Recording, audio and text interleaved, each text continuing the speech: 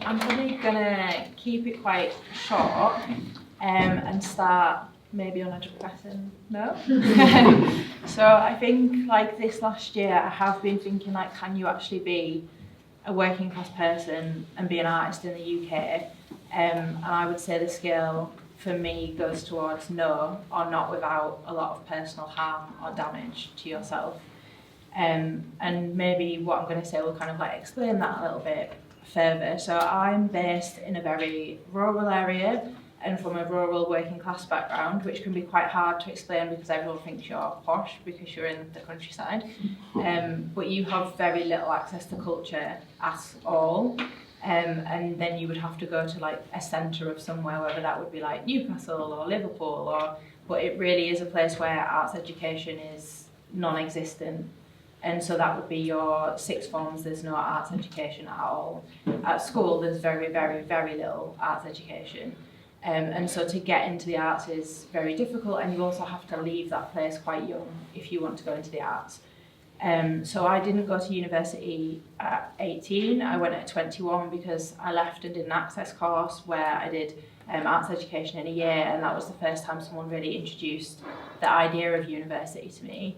And I would say as an artist now, what is quite hard is like when I went to I thought going to university was like this actual thing that I was doing that was like outside of my community, and like I was really actually getting to go to university. And then you go for commissions and people are like, so where's your master's, where's your PhD? And that doesn't matter what level of commissions you have, they still want you to have a master's or a PhD. Now for me to do a degree, I left, and a year after uni I ended up not having a bank account because I was always in my student overdraft. If you don't pay off your student overdraft, as I learned quite quickly, you might, and if you lose your bank account, you can't have a phone, you might have to move back in with a parent if you're lucky enough to be able to do that. And so for you to get on in the arts, that's a really challenging thing to do.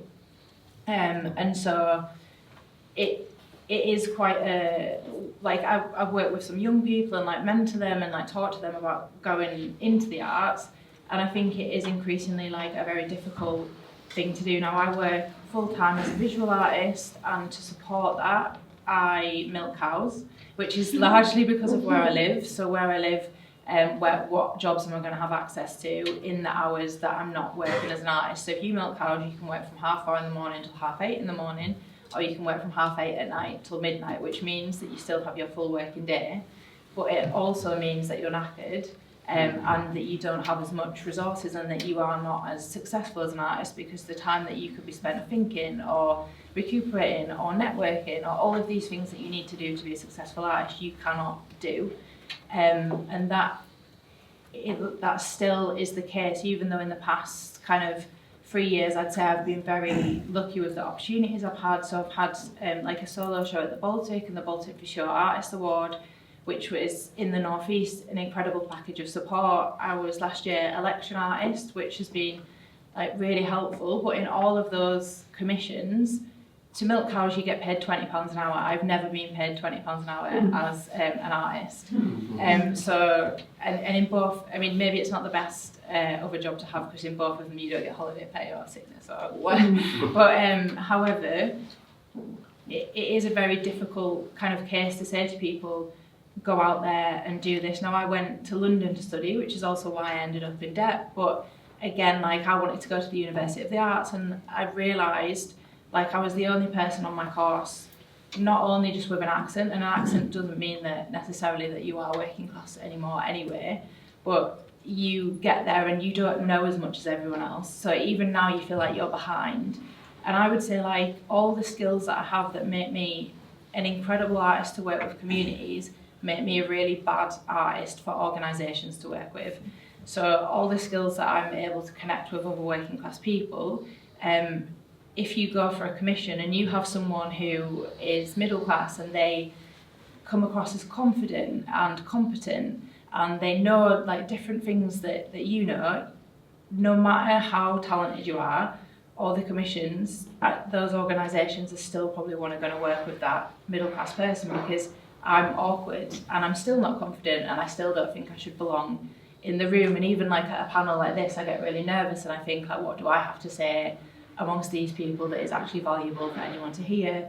I still don't think I've done enough, and you still don't feel like you have that kind of place in the arts, and you still don't earn a lot, so you still kind of, your value is very much like in the balance.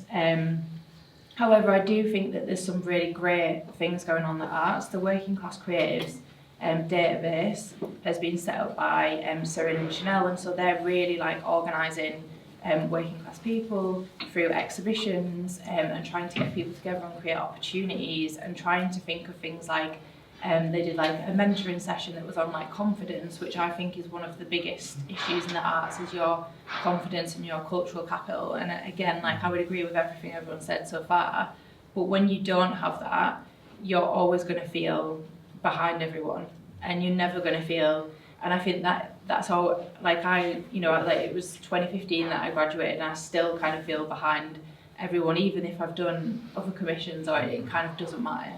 And so I think there is that, and there's also the fact of like this being able to like advocate for yourself, and like a lot of organisations now, we had like a whole influx of NPOs, which are national portfolio organisations, who came in who didn't have arts backgrounds, and they really wanted value for money. So in their commissions, one of them actually said to me, our commission is £100 a day, an artist rate should be £300 a day. And they were like, well, as an organisation, it's like a lemon, we squeeze as much out of it as possible. I politely told them no. But I think that is who is actually getting money from Arts Council, and who can do those commissions, who is able to do them, who has the money, who has somewhere they can live safely, who doesn't have to pay bills. And then if you kind of look at how much studios cost, there's like lots of different costs that go into arts, and the same with arts education. I think one of the things that shocked me is we had like our degree show where the people who graduated from the year before came in, and they were telling us how much they spent on the show and how much you should spend to be taken seriously. So that was from £3,000 to £10,000. So that's on top of your university costs. And I was kind of thinking, how am I even going to do that? And that the idea was, if you're serious about being an artist, we're in central London, we're one of the shows people will see, so you need to be spending that on your show. And that really narrows down who is seen as competent, and then who your lecturers are even showing to industry professionals as the serious people. And I think as well, I would say the last thing I would say is about like geographically, and I think it really, like the election artist role, basically it's every time there's an election, there's a different artist of a different art form that gets picked. You have to go through an interview of like 12 different people, but I think when I'm working in the north, maybe my class isn't as like evident, but the fact that when I said to people that I didn't live in London, they were like really shocked that you would even get that role. They were shocked at how I spoke. Like some events, I was told like I didn't sound like an election artist. Like, what does an election artist sound like? And I think like kind of going into that, and even being able to like navigate that world, which is obviously again like a very different world, was really difficult. But I think as well, thinking of like who that work gets seen by, and who all work gets seen by, and who gets to go into gallery spaces, and how that kind of plays out, and where we show work and where we think it's important to show work. And so like part of my practice is showing work outside of the centre, which what I would include is outside of like Manchester, outside of Liverpool, and how do you reach people in all those different places. And that's it, I think. It's a bit depressing, but it's good.